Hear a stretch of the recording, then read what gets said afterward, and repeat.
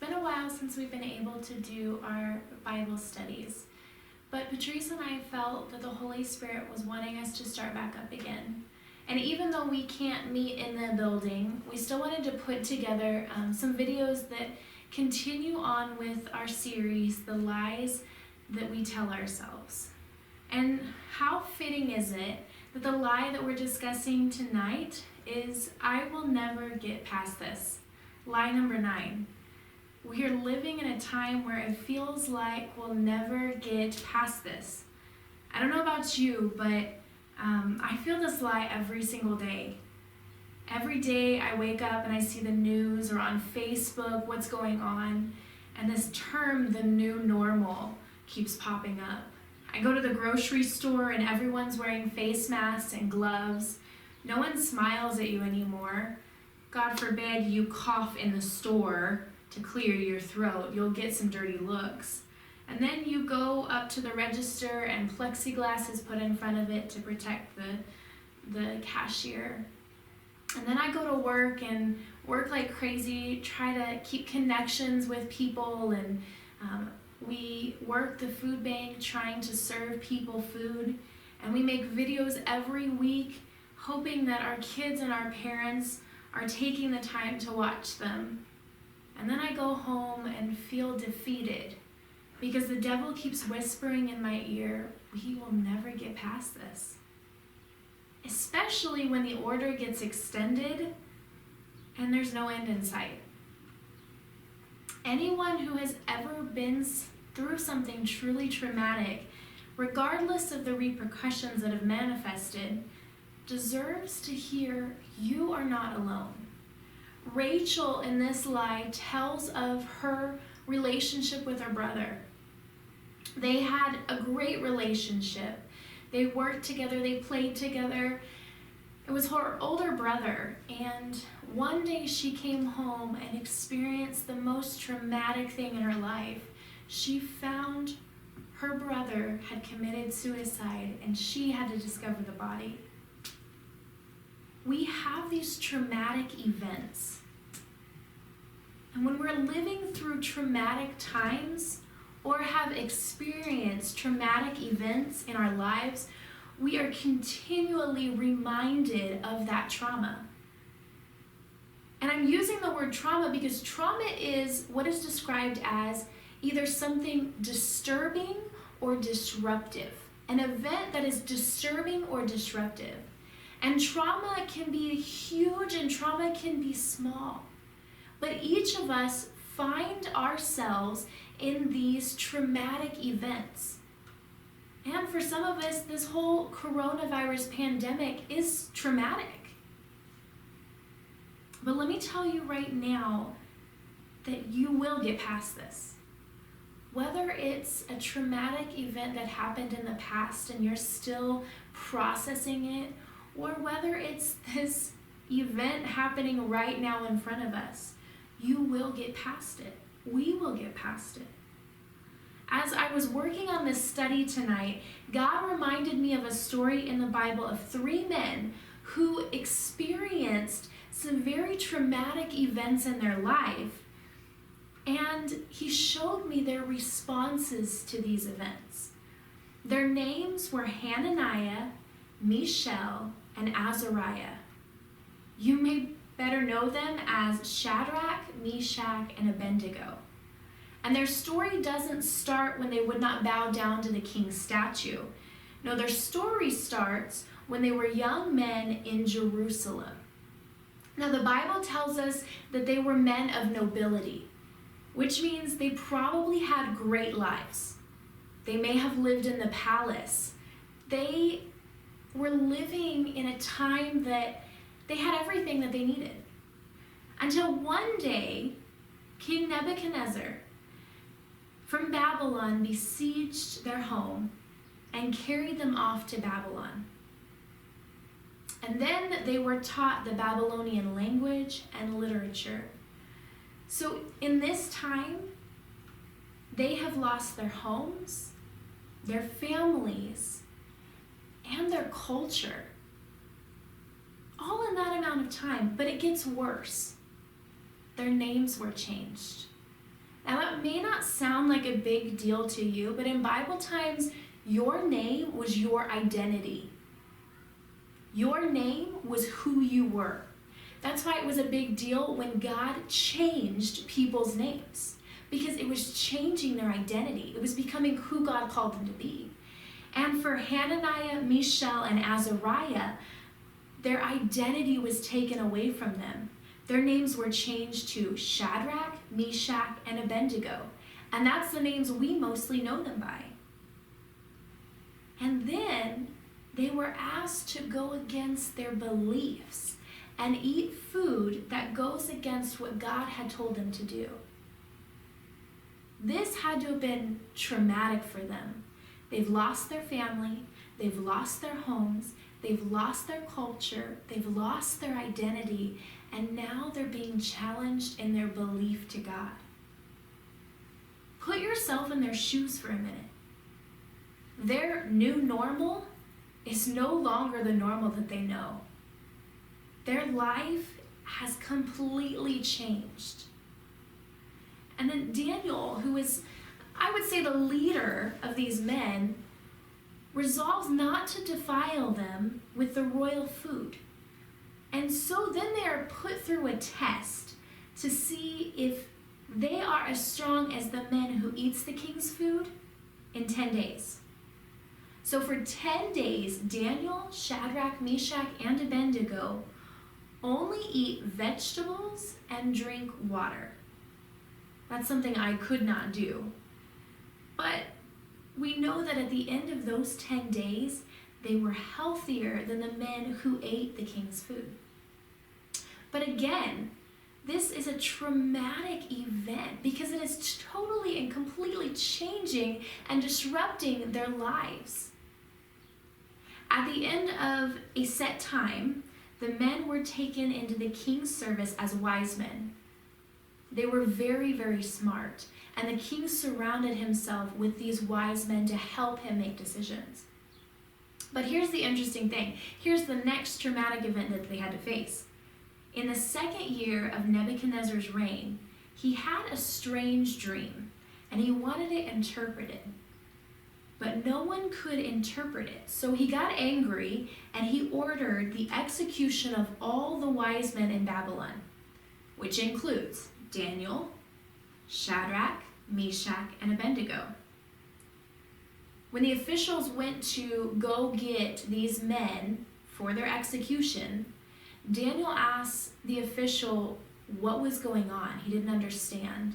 And the official explains to Daniel that, look, no one could interpret the king's dream, and so he's executing all of the wise men. And Daniel does something really interesting. So they're facing another traumatic event, their execution. Put yourself in their shoes again. What would you do? I would probably cry.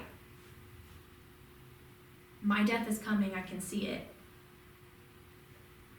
What would you do? Well, what they did was kind of surprising. Daniel urges his friends to pray for mercy. Here's another traumatic event that they're facing, they're put through, and their first thought is to pray to God for mercy. Well, after that, God reveals the dream to Daniel. Daniel interprets the dream for King Nebuchadnezzar, and the king has Shadrach, Meshach, and Abednego appointed as administrators over the province of Babylon. Their lives look like a roller coaster. They had good times, they had very bad times. But in all of these traumatic events throughout their lives, they are constantly reminded by God they are not alone. When they went against the king's orders and didn't eat his food, and they were put through this test, God reminded them that they are not alone. And what happened is they became the healthiest. And so then the official had the rest of the king's men do exactly what Daniel and his friends were doing. And then when their execution was on the horizon, God reminded them that they are not alone and gave Daniel the interpretation of Nebuchadnezzar's dream. And so now, here we are. God is reminding them again and again that they are not alone. And he was preparing them through all of these events to become the people that God wanted them to be. Because the next event was going to test them and shake them. I think for me, this would be the most traumatic event. It's the story of the fiery furnace and the idol. In Daniel 3, we see this familiar story of the image of gold and the fiery furnace. The king had set up this image of gold, and he has all of his officials, which included Shadrach, Meshach, and Abednego, come to the dedication of this image. The king commands that once the music starts, everyone has to bow down and worship it. If they don't worship this image, they are going to be thrown into the fiery furnace. So what does Shadrach, Meshach, and Abednego do? They would not bow down. So the king became furious. And he has a conversation with them to try to convince them to bow down to the statue, or he's going to throw them in the furnace. Now again, put yourself in their shoes. How would you react to this situation? Would you finally bow down to this image so that you don't lose your life in a furnace? Well, they didn't. Instead, they said that if they are thrown into the furnace, the God we serve is able to deliver us, and he will deliver us from your hand. There are two words in that statement I want to look at: if and able. These three men knew God was able to deliver them, but they did not know if God would choose to deliver them. Yet they still did not bow down.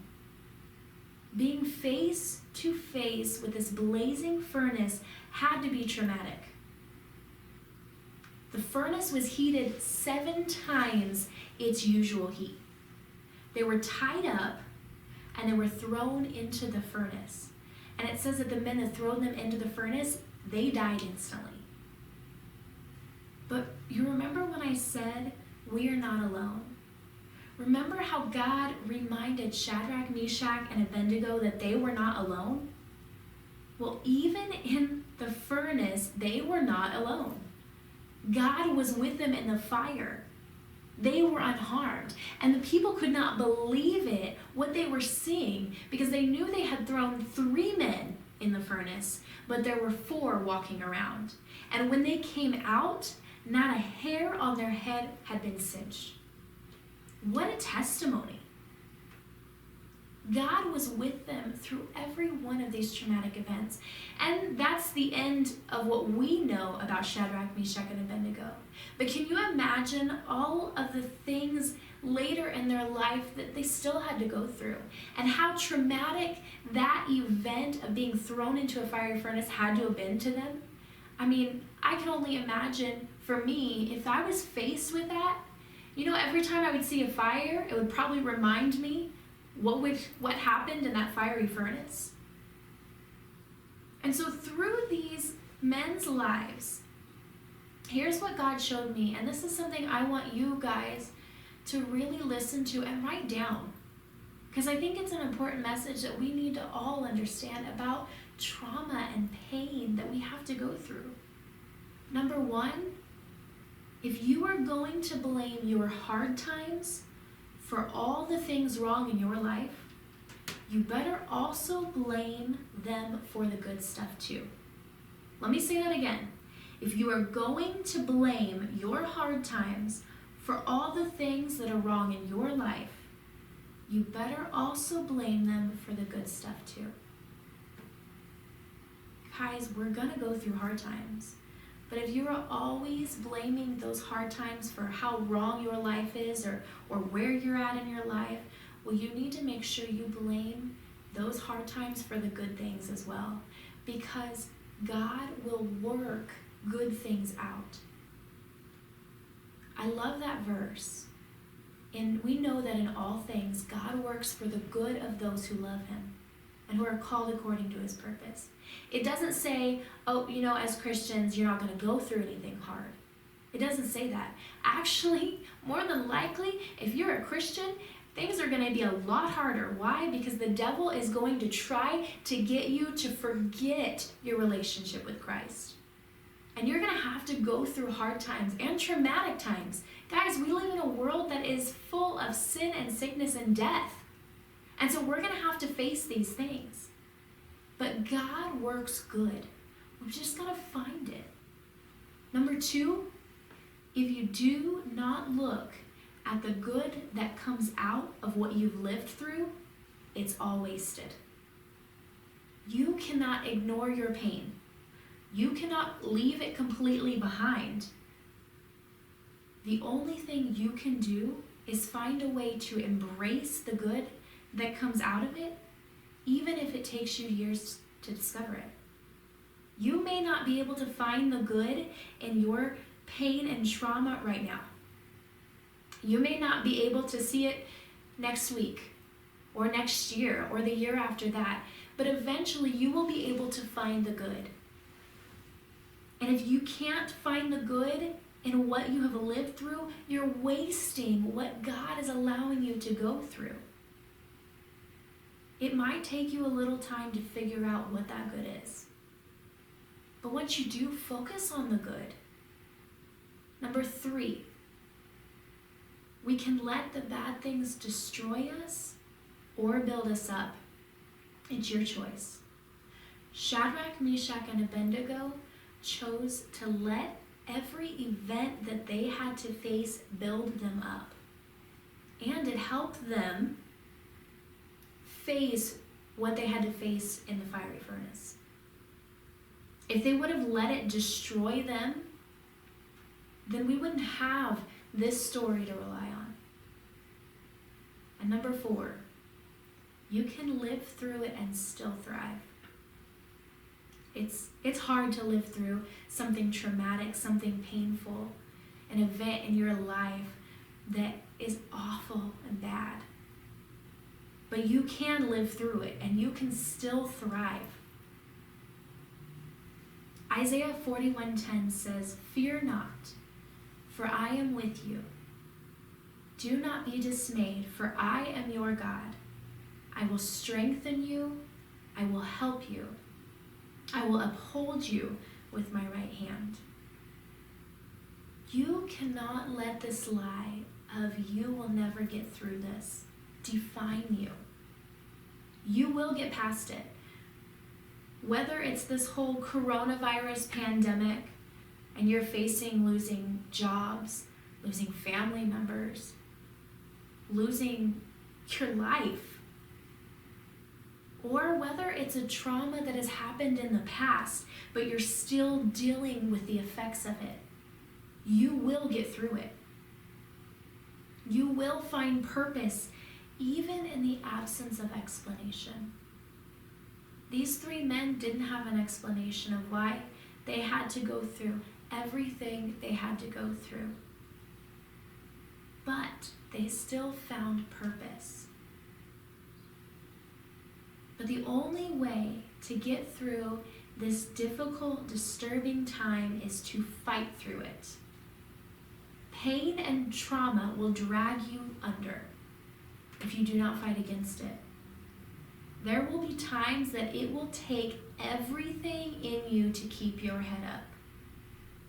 There will be days it'll take everything you've got to crawl out of bed. But keep your head up and get up and make it through another day. Remember that you are not alone. God is our strength, our rock, and our comfort in time of need. So here are some things that you can do to get through it. Whether it's a trauma you're going through now or a trauma in the past.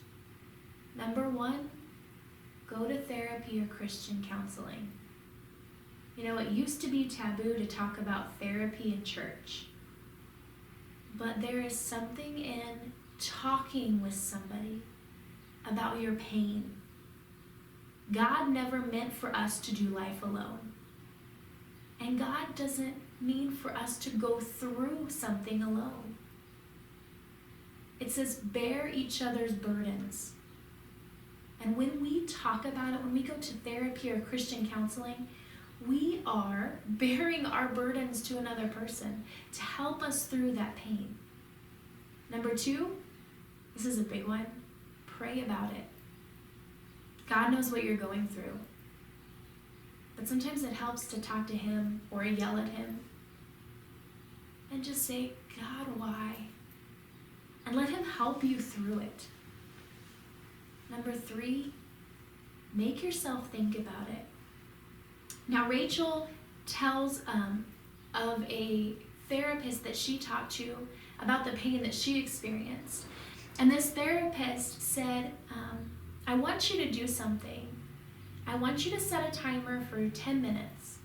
And every day at a certain time, you are going to, for that 10 minutes, think about that trauma. Write down every detail, focus on everything you can, remember it all. But when that timer goes off, you stop thinking about it. You leave it alone. And then the next day you do the same thing. At the exact same time, you set your timer and you think all about it. Every single detail. And when that timer goes off, you let it go. Make yourself think about it and then give it to God. And number 4, and I think this is the most important thing, and yet we don't do it as often. We don't see it as important. We can go to therapy, we can talk to people, we can make ourselves think about it all the time. We could even pray about it. But number 4 is so hard for us to do because sometimes we don't think about it or we put it off and don't have time. But it's study God's Word. We have an awesome book that is full of people's experiences, traumas, pain, joys.